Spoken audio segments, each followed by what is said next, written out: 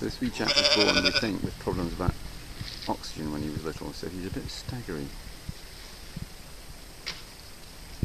His sisters,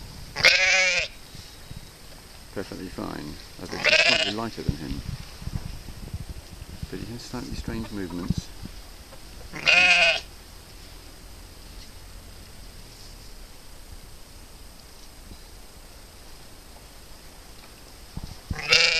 And sways.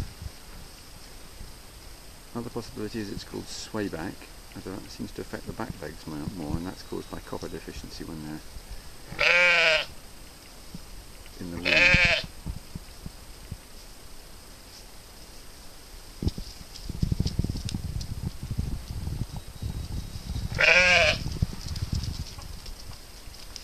Oops, off he goes. But he gets up. And he's feeling fine.